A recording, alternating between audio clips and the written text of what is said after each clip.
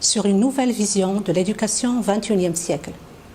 Ce sujet touche l'école marocaine et a pour objectif majeur de renforcer la qualité de l'enseignement au niveau secondaire collégial à travers l'intégration des compétences de vie et de la citoyenneté dans les curricula.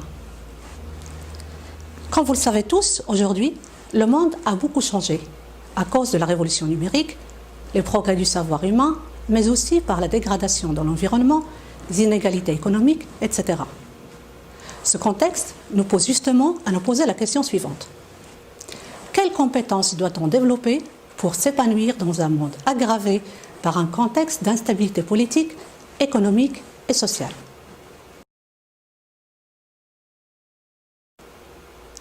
Aujourd'hui, plus que jamais, l'école a la responsabilité d'être en phase, c'est-à-dire en parfait accord avec ces changements et aspirations du XXIe siècle, et de doter les jeunes de compétences qui leur permettront de cohabiter durablement et pacifiquement. Apprendre à lire, à écrire et à compter à nos enfants ne suffit plus. Il faut leur dispenser une éducation basée sur les compétences de vie et sur la citoyenneté.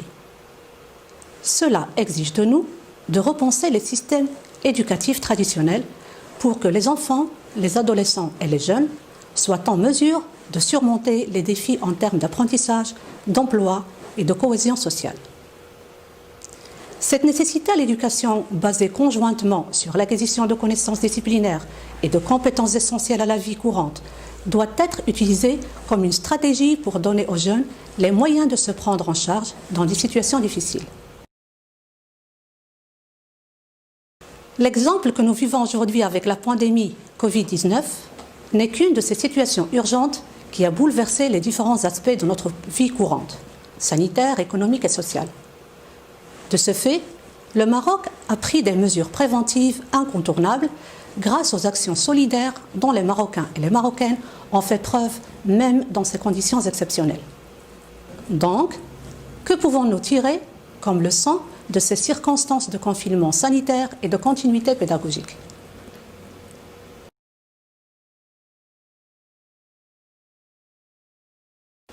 Ces moments de confinement ont montré à quel point l'école aurait intérêt à attribuer une attention toute particulière aux life skills, c'est-à-dire aux compétences de vie.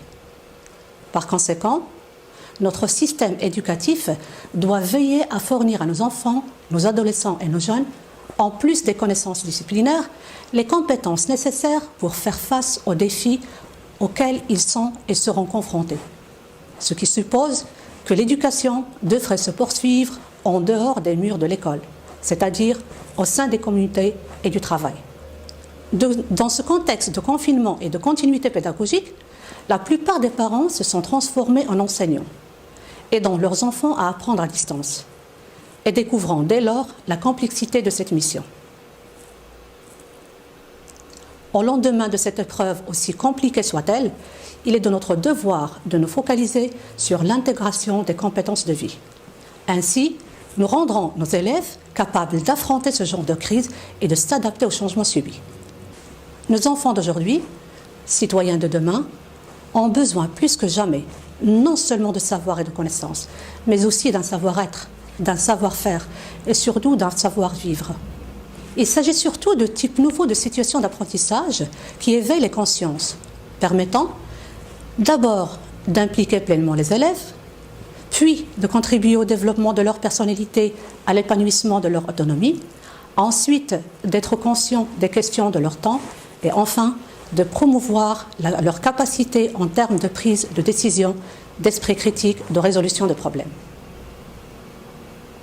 Voyons maintenant comment l'école marocaine envisage-t-elle d'introduire les compétences de vie dans les curricula.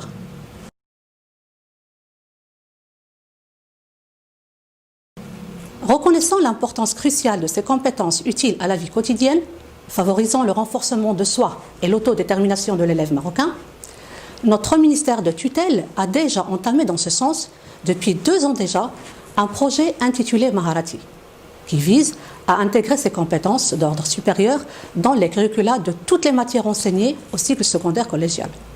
En partenariat avec l'UNICEF et selon une phase d'expérimentation, limitée aux 4 académies régionales de l'enseignement et de la formation: Souss Massa, l'Oriental, Marrakech-Safi, Tanger, Tétouan, Hossima. Il s'agit d'un programme de réflexion mené par une équipe à l'échelle nationale constituée d'inspecteurs pédagogiques des disciplines concernées et d'experts internationaux sous l'encadrement de la direction des curricula. D'autres équipes disciplinaires issues des directions provinciales de chaque académie sont intervenues dans le processus d'introduction des compétences de vie dans les programmes de toutes les matières scolaires du cycle collégial, voire aussi dans les activités extrascolaires. Les initiatives didactiques prises par toutes ces équipes sont en conformité avec le cadre référentiel du bureau régional de l'UNICEF au Moyen-Orient et Afrique du Nord. La question qui se pose et s'impose est donc de savoir ce qu'on entend par les compétences de vie et l'éducation à la citoyenneté.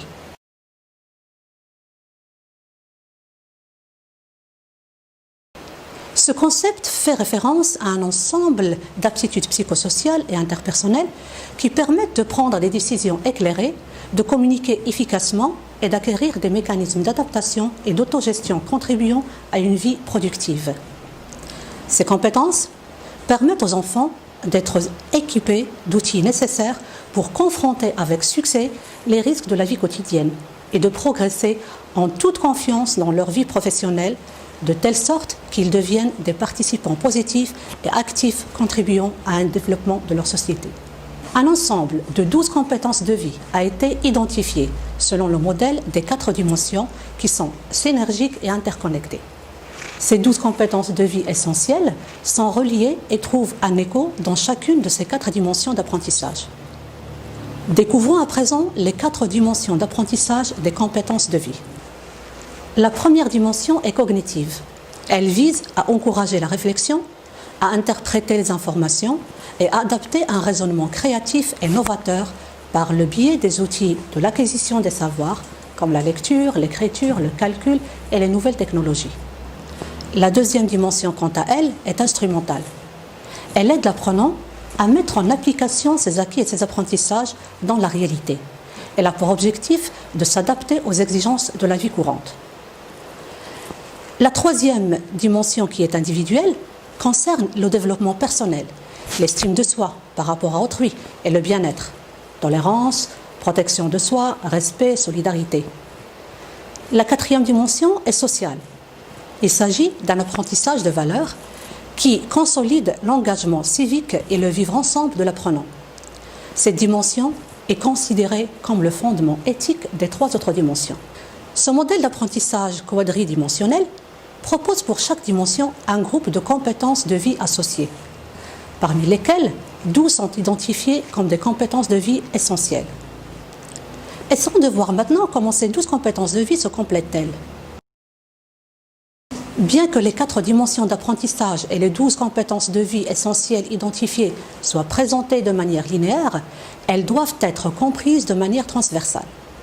En effet, la sélection de ces 12 compétences est basée sur leur interaction dynamique et leur contribution aux 4 dimensions d'apprentissage. Par conséquent, le principal tournant vers la qualité de l'apprentissage du point de vue des compétences de vie est de passer d'une logique de transmission à celle de l'apprentissage et de l'acquisition des compétences transversales et transférables à la vie courante. Maintenant, il est nécessaire de connaître les approches qui favorisent l'acquisition des compétences de vie et de citoyenneté. L'éducation aux compétences de vie et à la citoyenneté ne se fait pas au détriment de l'acquisition du savoir. Au contraire, elle le soutient. Il s'agit donc de changer les méthodes d'enseignement et passer de la logique de la transmission des savoirs à la logique d'apprentissage et de développement des compétences transversales et transférables à la vie courante du XXIe siècle. En effet, il a été démontré que les programmes de compétences de vie ont un effet positif direct sur l'acquisition de connaissances. Ce nouveau paradigme est susceptible de changer nos approches d'enseignement, nos pratiques de classe et nos activités extrascolaires pour les concrétiser selon des méthodes actives et modernes. Dans cette perspective, et plus que jamais, les life skills sont à développer comme étant de compétences à faire appropriées aux apprenants dans les écoles, aux enfants au sein de leur famille et aux citoyens dans la société. Notons aussi qu'il faut accorder aux valeurs une importance de grande envergure dans notre existence. Les valeurs de l'humanité qui nous font hommes et femmes, soucieux et heureux de vivre avec d'autres hommes et femmes différents, doivent régner dans nos relations quotidiennes en vue de mettre fin aux comportements discriminatoires, comme les idéologies, les croyances religieuses et les... Après cette esquisse qui nous donne un aperçu général sur quelques éléments introductifs du programme de l'éducation aux compétences de vie et à la citoyenneté, mené par notre ministère de tutelle, des occasions se présenteront à nous pour mieux vous expliquer les soubassements théoriques de cette nouvelle éducation et vous expliciter des pratiques mettant en œuvre les fondements de ce nouveau paradigme dans le cadre des activités scolaires et extrascolaires. Merci de m'avoir